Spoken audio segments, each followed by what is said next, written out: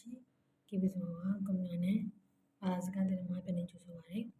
ဒီနေ့ဆရာမတွေ့မယ့်သင်ခန်းစာကတော့လိပ်စာကပေါ့နော်လိပ်စာကကားလိပ်စာကရိုးရှင်းလေးကိုဘယ်လိုလုပ်မလဲဆိုတဲ့သင်ခန်းစာလေးဖြစ်ပါတယ်ပထမဆုံး find new ရိုးရှင်းထုံးစံတိုင်း inches 3.5 2.1 ပေါ့နော်ဒီနေရာမှာနည်းနည်းလေးအပြောင်းအလဲလေးရှိပါတယ်တစ်ခါတလေကြာရင် 3.4 2 အမျိုးတွေယူပဲတစ်ခါလေကြာရင်လည်း1 2 1 အမျိုးတွေယူတယ်ပေါ့နော်ဒီခွဲတစ်ခုမတူပါဘူးတနည်းလည်းမတူပါဘူးဆရာမတို့ရဲ့ touch လေးကတော့ဒီများသောအားဖြင့် 3.5 2.1 size လေးကိုယူလာများပါတယ် okay နည်းနည်းအပြောင်းလဲဖြစ်တာကဘာမှမရှိပါဘူးရပါတယ်နောက်ပြီးလို့ရှိရင်ကားလိပ်စာကလေးဖြစ်တဲ့အတွက်ပထမဆုံးကားပုံလေးရှာမယ်ပေါ့နော်ကိုချိုက်တဲ့ကားပုံလေးကားဝယ်ရရပါတယ်ကားကြိုက်တဲ့ကားယူပေါ့နော်ဘေးတိုက်ကားလေးဒီမှာတော့ဘေးတိုက်အရေးမပါတဲ့ကားပုံလေးဆိုပို့အဆင်ပြေတယ်ပေါ့နော်ဒီမှာအရေးနေကတ်နေတဲ့ကားပုံလေးအဆင်ပြေတဲ့ကားယူပါကိုယ့်ရဲ့ကားမျိုးစားလိုက်လေဒီမှာရှာလို့ရပါတယ်ဆင်မတော့ဒီမှာ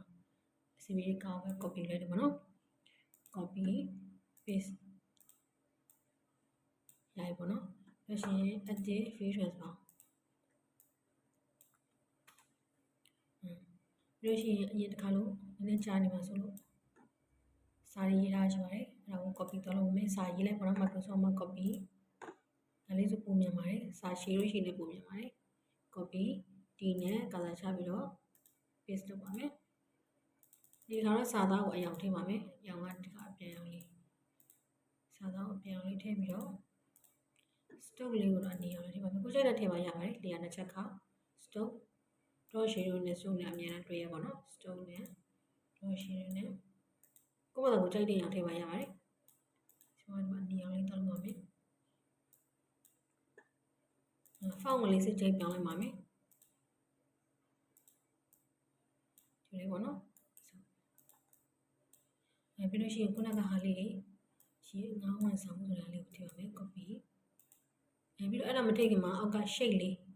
ဒီ shape လေးကိုထည့်မှာဖြစ်ပါတယ် shape မှာ shape ကိုများတော့အဖြစ်ဆိုတော့အမဲအောင်တော့များတယ်ပေါ့နော် shape round shape နည်းနည်းဝိုင်းနေပေါ့နော်အတိအကျနည်းနည်းဝိုင်းကျင်ဆိုလို့ရှိရင်ဒီမှာ round မှာနံပါတ်လေးချိန်လို့ရပါတယ်ကိုတော့နေတော့ပဲထားလိုက်ပါပေါ့နော်ပြီးရင်ကားစာကိုပြင်မှာချပါမယ်ခုနကတော့ copy ကိုလုပ်ပါမယ် copy edit paste ပြီးတော့ double click အများကြီးထောက်လိုက်ပါအဲဆိုအကောင်လုံး select all ဖြစ်သွားမယ်ဖြေအောင်လေးချိန်မယ်ပြီးတော့ font ပြောင်းလိုက်မယ် W01 size ကသေးလိုက်မယ်အဲ့မှာဒီမှာဆက်အောင်ပေါ့နော် double click ခေါင်းတက်သေးမယ်ဒီနေ့မဆက်ရင်သေးဘူးဆိုလို့ရှိရင်ဒီကားပုံလေးကိုပြန်ရွှေ့လို့ရပါတယ်အဲဆိုရင် round ကိုဒီ round ကိုနည်းနည်းပြန်ချိန်မယ် edit view transform နည်းနည်းကိုပဲဒီဘက်ပြန်ရွှေ့ရအောင်နော်အဲ့ဒီချက်က apply ဒီပုံစံမကြိုက်သေးဘူးဆိုကိုကြိုက်တဲ့တခြားပုံစံလေးပြောင်းလို့ရပါတယ်ဒီကိုချင်းလိုက်ပြောင်းကြည့်ပေါ့နော်ကြိုက်တဲ့ပုံစံလေးရပါတယ်ဆိုရပြီပေါ့နော်ကိုကြိုက်တဲ့ပုံစံကိုကြိုက်တဲ့အရာလေးသုံးပါရပါတယ် evolution နောက်တစ်ခု dash လေးမျိုးဆိုတဲ့ဟာလေး copy ဒီနေရာမှာကျွန်မက shape လေးပုံစံပြောင်းပြီးသုံးပေါ့နော် shape ကိုပုံစံပြောင်းပြီးသုံးမယ်ဒီလေးတောင် shape လေးကိုနည်းနည်းလေးရိုင်လေးသုံးပါပါတယ် edit view transform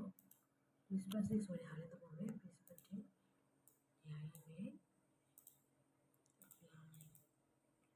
ပြီးခုနကအားလေးကိုခဏချ